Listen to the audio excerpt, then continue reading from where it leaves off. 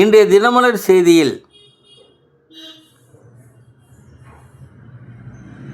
நேற்றைய போராட்டம், சத்துணவு ஊழியர்கள் 3ஆம் நாளாக போராட்டம். தமிழக அரசின் உறுதியளிக்கப்பட்ட ஓய்வூதிய திட்டத்தில் தங்களையும் இணைக்க ஊராட்சி செயலர்கள் சென்னையில் போராட்டம். டாஸ்மாக் பணியாளர்களுடன் அமைச்சர் நடத்திய பேச்சு தோல்வி.